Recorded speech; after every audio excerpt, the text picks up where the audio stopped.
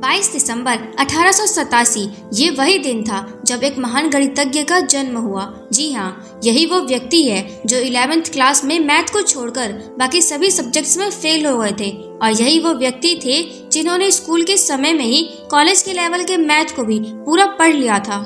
जी हाँ, हम बात कर रहे हैं रामानुजन की। रामानुजन का बचपन नॉर्मल बच्चों की तरह बिल्कुल नहीं था। उनका बौद्धिक विकास सामान्य बच्चों से बिल्कुल अलग था।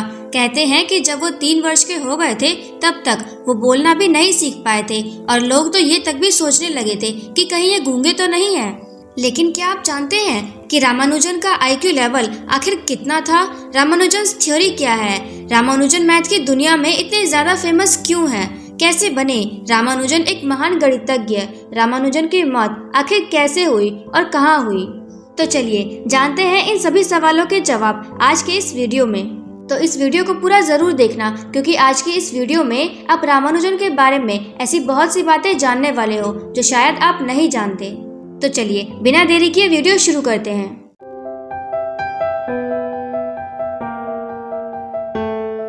आपको बता दें कि इनका पूरा नाम श्रीनिवास रामानुजन है, जिसका अर्थ है यंगर ब्रदर ऑफ राम, मतलब कि श्री राम के छोटे भाई रामानुजन। और ये भारत के एक महान मैथमेटिशियन थे जिनका जन्म 22 दिसंबर 1887 को इरोड के तमिलनाडु में हुआ था। वे ब्राह्मण परिवार में जन्मे थे। उनकी माता का नाम कोमल तामल था और उनके पिता का नाम था श्रीनिवास अयंगर। इन्होंने अपने प्रतिभा और लगन से न केवल गणित के क्षेत्र में अद्भुत आविष्कार किए, बल्कि भारत को अतुलनीय गौरव भी प्रदान किया। और इन्होंने ही नंबर थ्योरी, इन्फिनिट सीरीज और कंटिन्यूड फ्रैक्शन में बहुत बड़ा योगदान भी दिया था। जब रामानुजन 10 साल के थे तब इन्होंने प्राइमरी परीक्षा में पूरे जिले में सबसे अधिक अंक प्राप्त किए थे। और रामानुजन को बचपन से ही दूसरों से प्रश्न पूछना बहुत ही ज्यादा पसंद था और वो हर किसी से जब तब क्वेश्चन करने लगते थे, जैसे कि संसार में पहला व्यक्ति कौन था, पृथ्वी और बादलों के बीच की दूरी आखिर कितनी है। उन्हें मैथ सब्जेक्ट शुरू से ही बहुत पसंद था और वो जब तब मैथ के क्वेश्चंस को ही सॉल्व करने लगते थे और मैथ के चक्कर में वो बाकी सब्जेक्ट्स पर बिल्कुल भी ध्यान नहीं दे पाते थे, जिसका नतीजा ये हुआ कि 11th क्लास में वो मैथ को छोड़कर बाकी सभी सब्जेक्ट्स में फेल हो गए और उसके बाद उन्हें स्कॉलरशिप मिलनी भी बंद हो गई। और उस समय उनके घर की आर्थिक स्थिति बहुत ही ज्यादा खराब हो गई थी और ऊपर से उन्हें आगे की पढ़ाई के लिए स्कॉलरशिप भी नहीं मिल रही थी। रामानुजन के लिए ये समय बहुत ही ज्यादा कठिनाइयों से भरा हुआ था। अपने घर की स्थिति को सुधारने के लिए उन्होंने मैथ के ट्यूशन्स देने शुरू कर दिए थे और साथ ही कुछ जगहों पर अकाउंटेंट का काम भी करना शुरू कर दिया था। और फिर जैसे तैसे इन्होंने 1907 में 12th क्लास का एग्जाम दिया, जिसमें वे पास हो गए। और स्कूल छोड़ने के 5 साल बाद तक का समय उनके लिए काफी ज्यादा संघर्षों से भरा हुआ था। उस समय चारों तरफ भयंकर गरीबी छाई हुई थी। ऐसे में उनके पास न तो कोई नौकरी थी और न ही किसी प्रोफेसर के साथ काम करने का कोई मौका, सिवाय भगवान के प्रति एक अटूट विश्वास और मैथ के प्रति इनका गहरा लगाव। लेकिन फिर भी वो कहीं नहीं रुके और लगातार प्रयास करते रहे। और फिर 1908 में उनके पेरेंट्स ने उनकी शादी जानकी नाम की एक लड़की से करवा दी। और शादी हो जाने के बाद मैथ्स में इतना डूबे रहना इनके लिए संभव नहीं था और इसीलिए इन्होंने नौकरी की तलाश करनी शुरू कर दी थी। और ऐसे में रामानुजन डिप्टी कलेक्टर रामास्वामी अय्यर से मिले। अय्यर गणित के बहुत बड़े विद्वान थे और इन्होंने रामानुजन के टैलेंट को पहचान लिया था और इन्होंने ही कुछ लोगों से कहकर इनके लिए स्कॉलरशिप का इंतजाम भी करवा दिया था। जिसके बाद रामानुजन ने मद्रास में 1 साल रहते हुए अपना पहला रिसर्च पेपर पब्लिश करवा लिया, जिसका टाइटल था some properties of Bernoulli number. और फिर रामानुजन एक ऐसे व्यक्ति से मिले जिन्होंने उनकी जिंदगी को पूरी तरह से बदल दिया था। जी हाँ, हम बात कर रहे हैं प्रोफेसर हार्डी की। उसके बाद रामानुजन प्रोफेसर हार्डी से मिले। आपको बता दें कि प्रोफेसर हार्डी उस समय के सबसे फेमस मैथमेटिशियंस में से एक थे। लेकिन रामानुजन बहुत ही ज्यादा मुश्किलों के बाद प्रोफेसर हार्डी से मिल पाए थे। उस समय इंडियन और वेस्टर्न लोगों का रहन सहन बहुत ही ज्यादा अलग हुआ करता था और इस वजह से ही कोई भी भारतीय वेस्टर्न लोगों से बातचीत करने या अपनी बात को समझाने में काफी ज्यादा संकोच करते थे। और ऐसे में बिना किसी बड़े मैथमेटिशियन की हेल्प लिए अपने रिसर्च को आगे बढ़ाना रामानुजन के लिए बहुत ही ज्यादा मुश्किल था। लेकिन ऐसे समय में रामानुजन के पुराने शुभ चिंतक इनके काम आए और इनके द्वारा किए गए कुछ रिसर्च वर्क को लंदन के कुछ फेमस मैथमेटिशियंस के पास भेज दिए।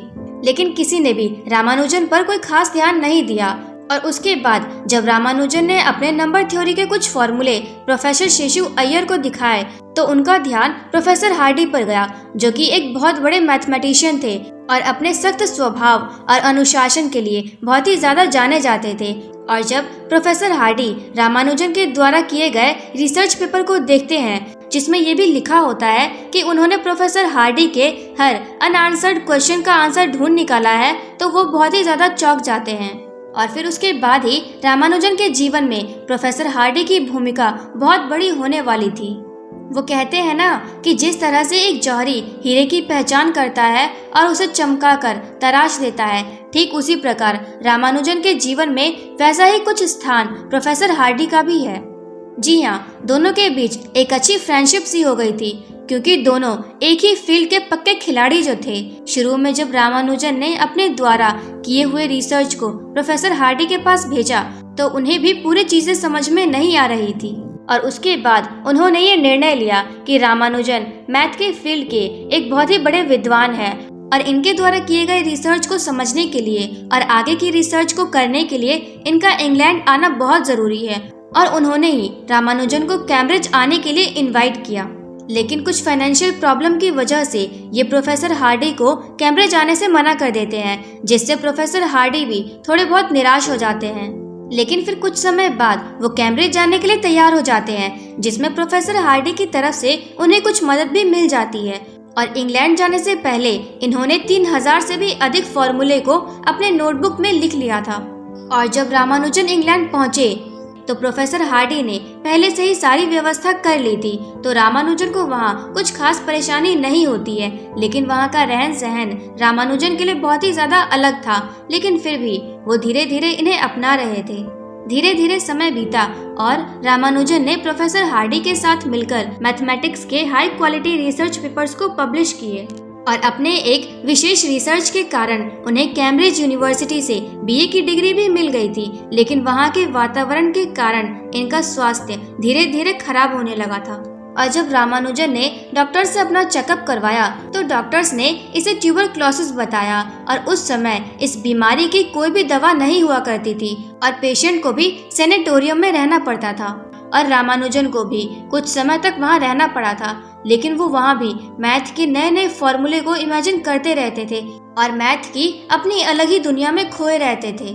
आपको बता दें कि रामानुजन का IQ लेवल 185 था। ये बाकी सब्जेक्ट्स में भले ही कमजोर थे, लेकिन बाकी सब्जेक्ट्स में ये जितने ज्यादा कमजोर थे, मैथ्स में ये उतने ही ज्यादा इंटेलिजेंट भी थे। और इन सब के बाद ही जैसे जैसे थोड़ा बहुत समय बीता तो रामानुजन को रॉयल सोसाइटी का फेलो भी नामित कर दिया गया था और उस समय भारत गुलामी में जी रहा था और उस समय एक अश्वेत व्यक्ति को रॉयल सोसाइटी की मेंबरशिप मिलना बहुत बड़ी बात थी।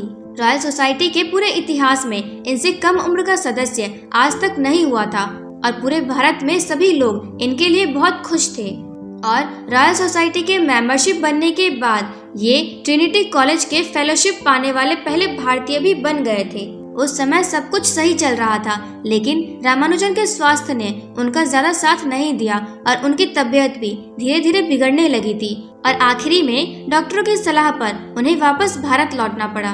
भारत वापस आने पर भी इनके स्वास्थ्य में कोई भी सुधार नहीं हुआ, बल्कि इनकी हालत और भी ज्यादा गंभीर हो गई। और आप यकीन नहीं करोगे कि इस हालत में भी इन्होंने मैथ का पीछा नहीं छोड़ा था, बल्कि इन्होंने मॉक थीटा फंक्शन पर एक हाई लेवल का रिसर्च कर लिया था।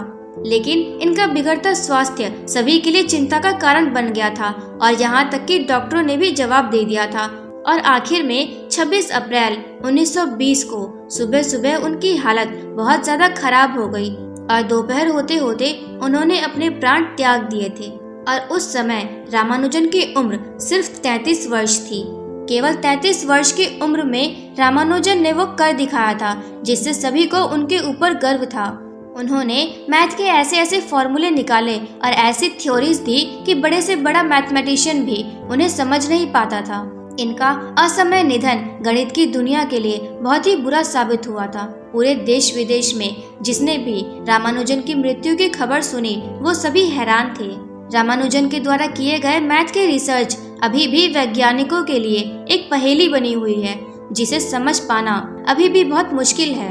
एक सामान्य परिवार में जन्म लेने वाले श्रीनिवास रामानुजन ने पूरे विश्व को आश्चर्यचकित कर दिया था और इस यात्रा में इन्होंने पूरे भारत को एक अपूर्व गौरव प्रदान किया।